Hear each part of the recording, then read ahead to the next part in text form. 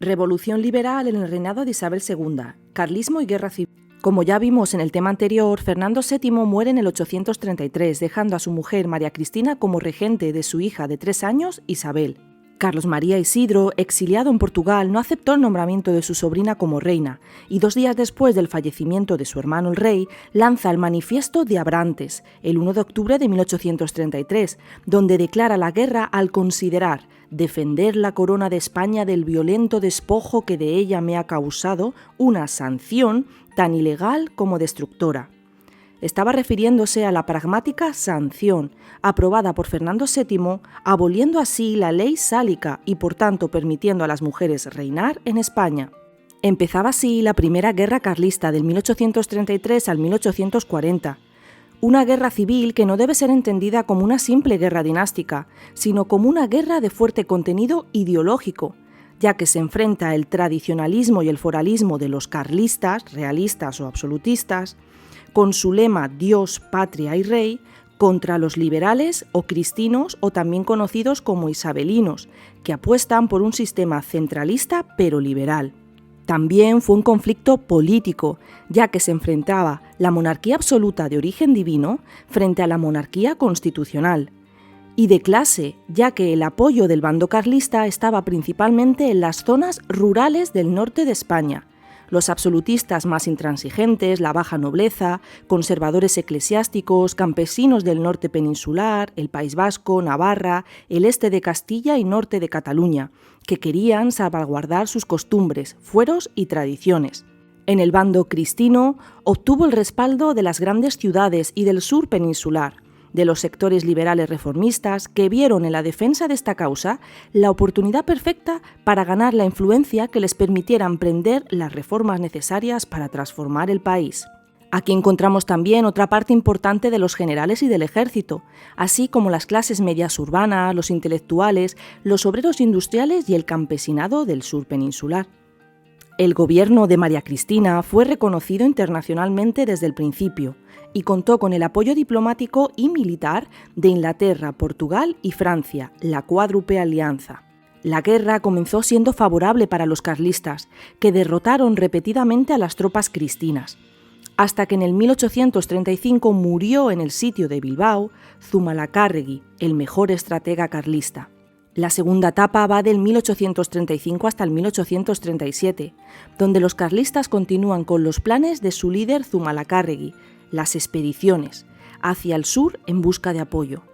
La conocida como Expedición Gómez de 1836, que llega hasta Cádiz, pero no logra generalizar la guerra, y la Expedición Real de 1837, dirigida personalmente por el mismísimo Carlos María Isidro.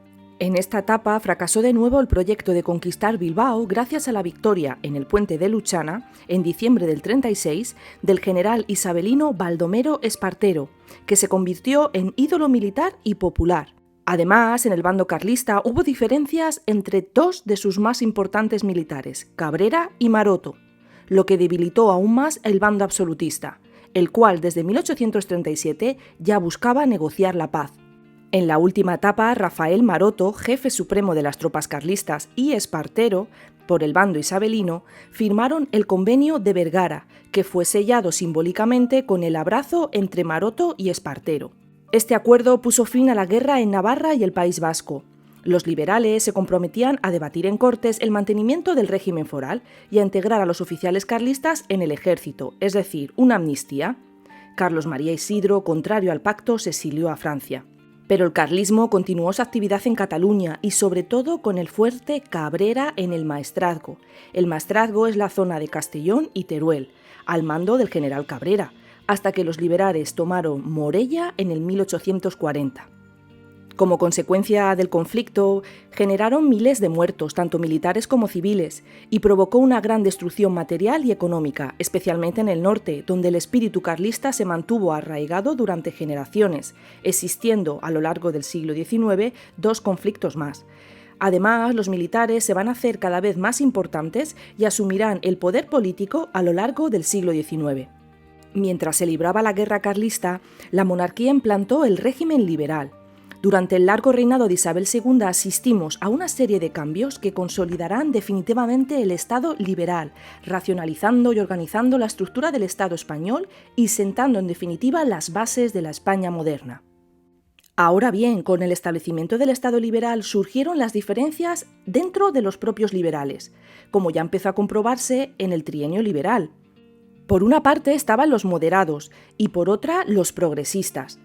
Ambos tenían en común la defensa del sistema político liberal, es decir, querían erradicar el antiguo régimen y el establecimiento de un Estado constitucional, la división de poderes, el reconocimiento de los derechos individuales, la afirmación del principio de soberanía nacional. Ambos partidos van a tener en común también el rechazo al sufragio universal, prefiriendo el censitario, es decir, que solo los ciudadanos con cierto nivel económico y social son los llamados a elegir gobierno. Esta idea está muy relacionada con la idea de soberanía nacional y no popular.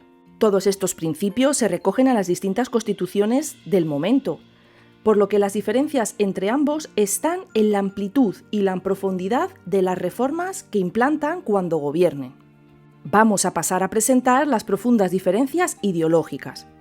Por un lado, los moderados defienden la soberanía nacional pero compartida entre las Cortes y el rey, dando más importancia y mayores competencias a la corona. En cambio, los progresistas defienden la idea de soberanía nacional, reduciendo las competencias de la monarquía, aunque es cierto que en la práctica aceptan esa soberanía compartida y que el rey tenga amplios poderes, como el de disolver las Cortes. Los moderados defienden una bicameralidad, es decir, 2 cámaras. Se aseguraban así la representación de la aristocracia en un Senado. La otra sería el Congreso, que sería elegida por ese sufragio censitario. Los progresistas, en cambio, defienden la unicameralidad, es decir, una única cámara, aunque también llegan a aceptar y transigir con la bicameralidad. Los moderados son defensores a ultranza de la confesionalidad del Estado, es decir, católico, y no son partidarios de la libertad de culto ni en público ni en privado. En cambio, los progresistas defienden una separación eclesiástica en teoría, porque en la práctica no había gran diferencia con los moderados. Sí que van a defender la libertad de culto al menos en privado, pero también van a aceptar la confesionalidad del Estado. En cuanto a la administración de España, los moderados defienden la centralización y jerarquización, reforzando la figura del jefe político mediante los gobernadores civiles como jefes en las provincias. En cambio, los progresistas apuestan por la descentralización administrativa, al menos en teoría, dando alguna concesión a la autoridad local, es decir, a los ayuntamientos, aunque en la práctica no deja de ser centralizada. En cuanto a las demarcaciones electorales, los moderados apuestan por un distrito uninominal. Defienden, por tanto, la elección de un único diputado por demarcación, por tanto, una pequeña demarcación. En cambio, los progresistas defienden que las elecciones tienen que haber demarcaciones plurinominales, es decir, provinciales, con varios diputados electos por provincia según la población, asegurándose así un voto más justo. Los moderados defienden en temas económicos la política proteccionista. Los progresistas son librecambristas, aunque no al mismo nivel que otros países europeos, pero aquí van a destacar la ley de ferrocarriles, la ley de sociedades anónimas, la liberalización de las inversiones extranjeras y también la importante labor desamortizadora que van a llevar a cabo los progresistas. En cuanto a las libertades, los moderados van a restringirlas mucho.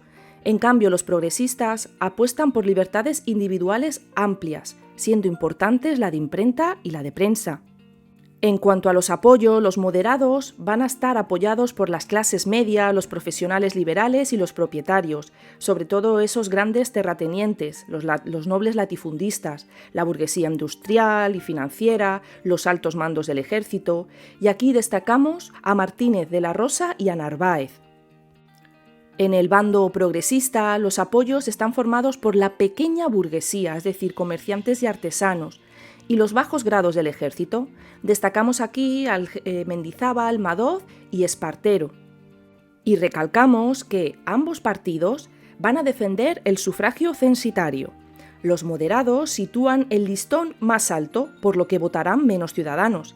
En cambio, los progresistas restringen menos el voto y por lo tanto acceden a votar mayor número de ciudadanos, pero sigue siendo censitario. En la práctica, los dos partidos no van a tener las mismas posibilidades de subir al poder, ya que el sistema electoral es censitario, uninominal y la preferencia de la corona siempre va a favorecer más a los moderados, a los conservadores. Nos encontramos, por tanto, ante un sistema parlamentario conocido como de arriba hacia abajo. Es decir, primero se formaba el gobierno, entonces se disuelven las anteriores cortes, que eran adversas al nuevo gobierno que se acaba de formar, y es entonces cuando se convocan las elecciones, obviamente con un marcado matiz caciquil, porque tienen que dar el triunfo a ese gobierno que se ha formado desde arriba. Por tanto, la reina será un punto clave, ya que casi nunca, de forma voluntaria, se posiciona del lado de los progresistas. Y es que tenéis que entender que la corona aquí es como un cuarto poder, una especie de moderador que nombrará al jefe de gobierno y tiene el poder de disolver las cortes anteriores. Es importante que entendáis bien este concepto de arriba hacia abajo, ya que nuestra democracia es de abajo hacia arriba. Nosotros primero votamos y después se elige el gobierno. En este sistema, no.